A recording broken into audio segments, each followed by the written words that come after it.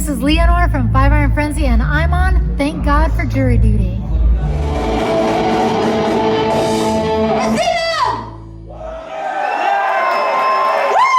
Five Iron Frenzy is a family.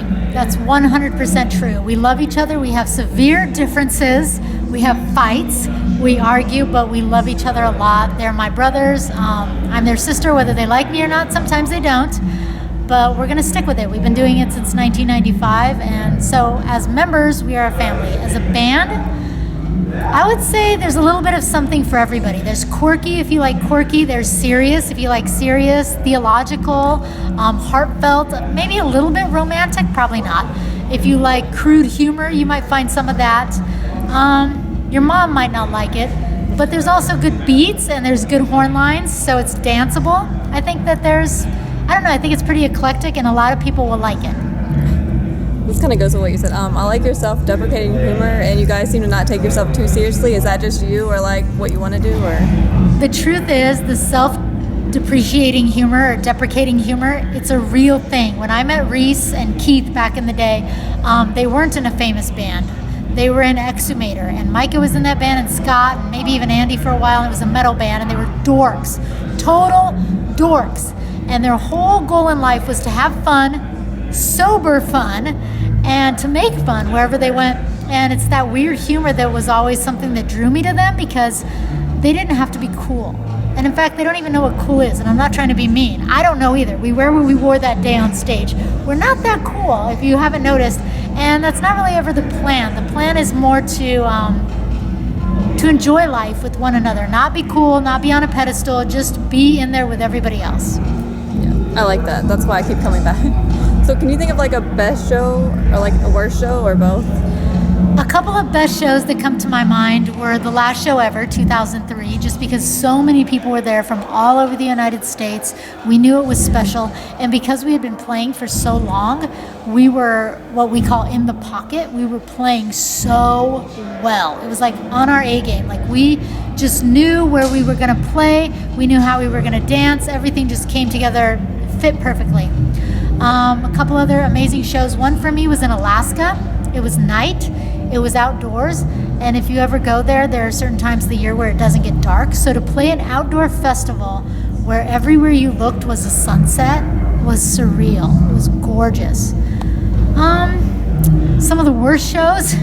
Once Andy started the song and Reese was still putting on a costume and was trying to get through the crowd, but there was a big crowd and he couldn't make it through, and he's like, stop, but Andy keeps playing and the whole band's playing, so Reese is late, and then just a big argument. Just a big argument. So what would you be doing right now if you weren't playing a show? Tonight, if I wasn't playing a show, it's a Saturday night. I might have gone out with my 2 kids and my husband to go get ice cream. We might be walking around if it's still warm in Denver, finding something fun to do. Or we're watching the British baking show. Maybe I'm having a glass of wine and sitting by the fire if it's cold. Life is pretty mellow. Oh, wait. Also, we'd be getting ready for church, because the family's going to church tomorrow morning and I'm not, but usually we're on the worship team, so we'd be singing and practicing, and a lot of Sundays I'm preaching, so I'd be practicing and just kind of getting ready and focused for Sunday. So you think back when you first started, do you think you'd still be together as a band in 2019? No, when I started in 95, I thought it was fun. I definitely never thought my saxophone, my alto saxophone, would take me anywhere cool in this world, because at the time I was almost embarrassed to play it.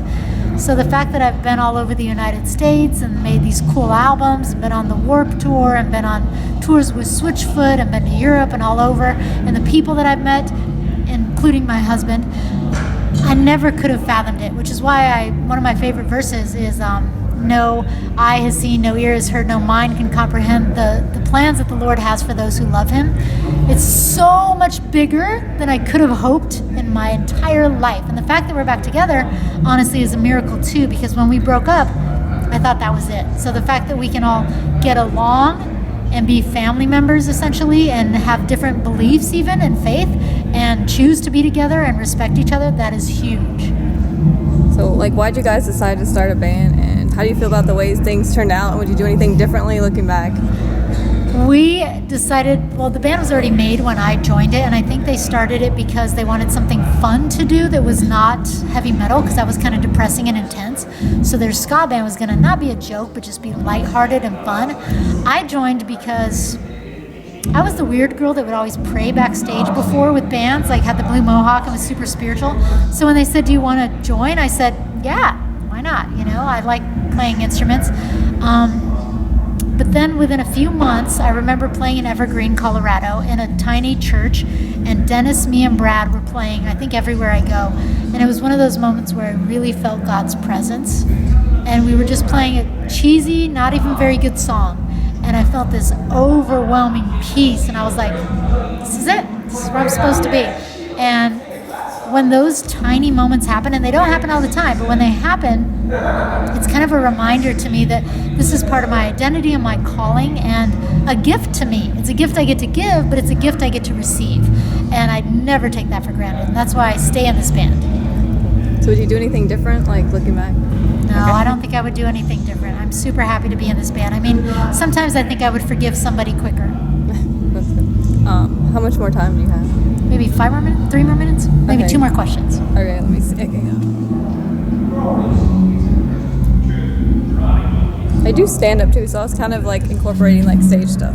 So your live shows are always fun and funny.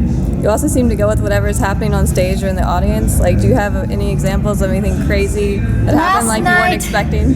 Yes, last night we were playing a show and I fell on Reese. He was like diving from the stage, and I went back and I felt a body and I fell right on him. Usually you never know. There was a guy that came up to me after the show and he said, oh, that was so staged.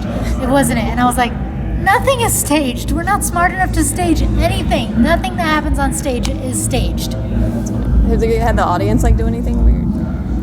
I'm trying to think if an audience has done anything weird. We've seen some fights. I've seen some signs that say, marry me, Jeff the girl.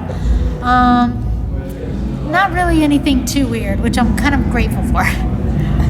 Okay, cool. So last thing, do you have any advice for like not just a band, but like you want to start a band or do anything that's kind of outside the box that people tell you shouldn't do? Give me advice for those people. My advice for people who would maybe start a band or be in a band, join a band, try something new, do it.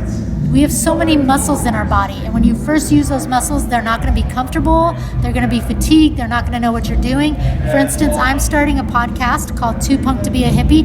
It's scary, it's vulnerable, I don't know what I'm doing, I suck at computer stuff, and I'm 43, but I'm trying something new. For you, try it. What do you have to lose? If you want to do something, do it. There's, whatever. So that's the last one. Do you have to like do anything different based on what you're playing? We don't do anything different based on where we're playing. Okay, well thank you. Thank you. Yay. Bye. Thanks. One more time when I go out.